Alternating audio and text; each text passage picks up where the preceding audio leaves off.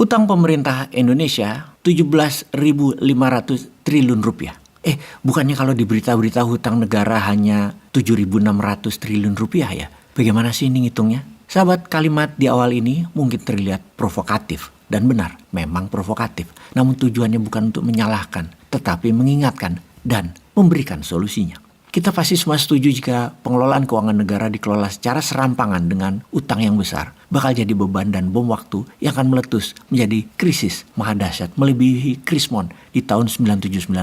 Namun mengapa dari sisi berita atau narasi yang dibangun oleh pejabat negara adalah hutang Indonesia hanya 7.600 triliun rupiah. Yang angka itu berkesan masih jauh dari batas dibanding dengan PDB yang senilai 16.000 triliun rupiah. Orang awam mungkin membenarkan bahwa hutang tersebut hanya 48% dari PDB, di mana batas pejabat tidak di-impeach atau tidak digulingkan oleh sistem konstitusi. Kelolaan hutang negara harus selalu di bawah batas aman, katakanlah di bawah 60% dari PDB nasional. Jadi bagaimana cara amannya agar kalau Bosman nih menjadi pejabat tertinggi, agar aman, tidak di-impeach, tidak digulingkan dengan konstitusi, dengan kelolaan negara berhutang yang besar? Maka keuangan APBN itu ada yang dicatat dan ada yang tidak dicatat, alias ada yang tidak dipublikasikan. Di sini kita akan menguraikannya. Sekali lagi, bukan untuk mengkritik, namun untuk mengingatkan bahwa kalau hal ini berbahaya, kita harus segera benahi. Caranya adalah dengan membuat hal yang abu-abu, yaitu menjadikan BUMN di bawah kementerian, di mana BUMN jadi alat untuk membangun. Namun, kalau perlu uang, BUMN dianggap unit independen, sehingga bisa berhutang atas nama korporasi.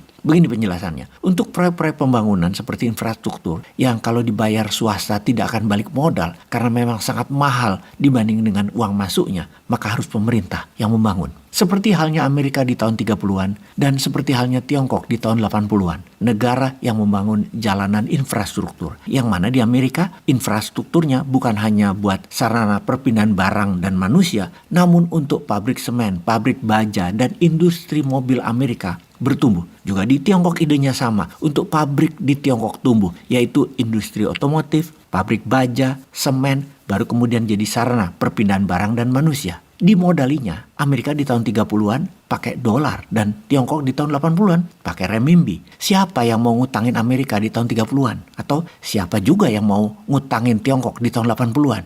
Di sini bedanya dengan Indonesia. Dengan kelolaannya bukan menggunakan uang sendiri, lebih memilih dengan pendanaan asing. Maka berhutang adalah pilihannya. Juga bukan pakai teknologi sendiri. Dan isi infrastrukturnya bukan mobil, truk, bus buatan sendiri. Bahkan bensinnya, isi kendaraannya bukan buatan sendiri. Semuanya impor. Di sini perbedaan telaknya antara Tiongkok, Amerika, dan Wakanda. Hutangnya menjaminkan aset korporasi. Jadi BUMN meminjam langsung kepada funder yang terbanyak adalah dari asing tentunya. Dan pihak asing pintar, BUMN dibiayai karena BUMN diikat dengan kementerian. Bisa mengikat dengan jaminan negara atau dapat jaminan APBN. Namun secara tidak langsung. Hanya kalau gagal alias one prestasi, APBN yang membayari. Jadi dari sisi funder aman membiayai BUMN. Jadilah pinjaman BUMN selama ini meningkat menjadi 6.000 triliun. Hebatnya angka ini tidak tertulis di APBN karena masih diumpetin di pembukuan BUMN. Hanya kalau pas bleeding atau berdarah-darah saja BUMN minta induknya APBN triliunan rupiah. Yang seharusnya kalau benar BUMN nggak disubsidi. Sayangnya BUMN adalah sapi perah, bukan korporasi profit untuk rakyat dan negara.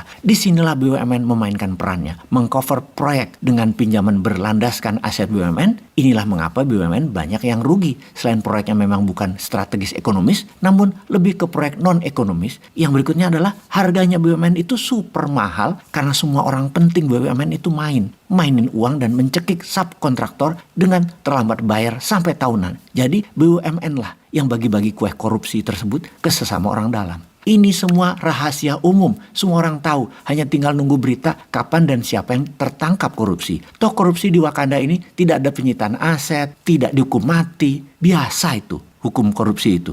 Jadi kembali ke masalah utang negara. Saat ini angka real utang pemerintah Indonesia adalah 17.500 triliun. Dan berikut uraian lengkapnya. Jumlah tersebut kita tahu melebihi PDB Indonesia yang jumlahnya 16.000 triliun rupiah. Ada dua komponen perhitungan utang di luar utang pembiayaan APBN yang belum dihitung dalam struktur komponen utang pemerintah, yaitu satu contingency debt yang merupakan utang yang menjadi tanggung jawab negara seperti utang BUMN. Jumlah utang BUMN saat ini hampir mencapai 6.000 triliun. Dua adalah utang dana pensiun yang saat ini masih menggunakan metode beban langsung di APBN. Padahal secara aktuaria dana pensiun ini harus dibuatkan pencadangan khusus sebagai beban biaya pensiun untuk ASN, TNI, dan Polri. Perkiraan jumlah beban utang pensiun mencapai 4.500 triliun rupiah. Dua item di atas tidak pernah masuk dalam perhitungan neraca keuangan negara. Padahal secara best practice di seluruh dunia saat menghitung neraca keuangan negara itu masuk dalam perhitungan government debt. Disinilah hebatnya rakyat Wakanda yang tidak peduli dengan keuangan negara, yang penting dapat drama dan hiburan di sinetron sudah senang. Nggak penting itu mikirin utang negara. Jadi kalau poin utang pembiayaan untuk APBN, contingency debt dan utang dana pensiun dihitung, semua masuk dalam neraca keuangan negara, maka total utang kita mencapai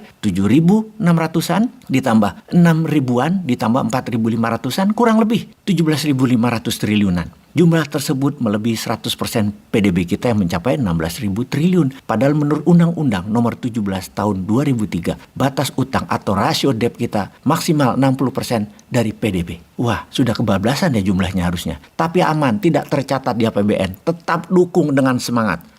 Peace.